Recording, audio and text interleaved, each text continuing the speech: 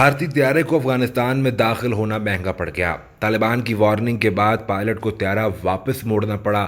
بھارتی طیارہ طویل سفر طے کرتے ہوئے براستہ پاکستان نئی دلی واپس روانہ ہو گیا۔ افغانستان کی فضائی حدود کی بندش کے بعد بھارتی طیارے کو افغانستان میں داخل ہونا مہنگا پڑ گیا۔ طالبان کی وارننگ کے بعد پائلٹ کو طیارہ واپس موڑنا پڑا۔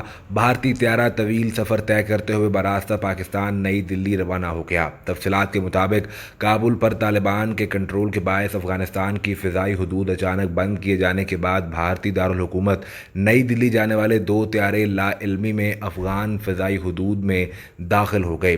ایویشن ذرائع کے مطابق 16 اگست کی صبح جب افغانستان کے حامد کرزئی انٹرنیشنل ایئرپورٹ کابل پر بڑی تعداد میں غیر ملکی مسافروں اور افغان شہریوں کے آنے پر اچانک بھگدڑ مچ گئی تو صورتحال کنٹرول سے باہر ہو گئی۔ افغان حکام نے فوری طور پر کابل ایئرپورٹ کو کمرشل پروازوں کی آمد و رفت کے لیے بند کر دیا اور افغانستان کی فضائی حدود بھی بند کر دی گئی۔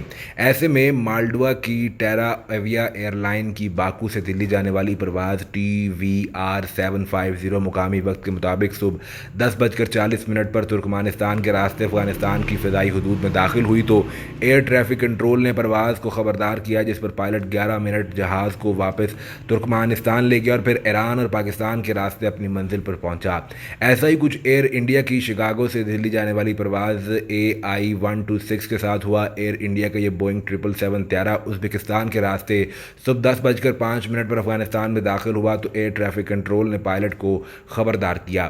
پائلٹ نے طیارہ فوری طور پر واپس موڑ لیا اور صرف 4 منٹ میں واپس ازبکستان کی حدود میں داخل ہو کر ترکمانستان اور پھر بھارت میں داخل ہوا۔ ایویشن ذرائع کے مطابق طیارہ ایران سے پاکستان میں داخل ہو کر دارالحکومت نئی دلی جانا چاہتا تھا، مگر روٹ طویل ہو جانے کی وجہ سے فیول ختم ہونے کے خدشے کے پیش نظر پائلٹ نے ایران سے ہی طیارے کا رخ امارات کی طرف موڑ دیا، جس کے بعد شارجہ میں لینڈنگ ری فیولنگ کے بعد یہ پرواز اپنی منزل دلی کے لیے پھر سے روانہ ہوئی۔ بتایا گیا کہ PIA کی کابل جانے والی پروازوں کی اچانک معطلی کی وجہ یہ ہے کہ کابل ایئرپورٹ پر ملک چھوڑ کر جانے والوں کا رش لگا ہوا ہے، جبکہ کابل ایئرپورٹ پر کوئی سیکیورٹی اہلکار بھی موجود نہیں ہے۔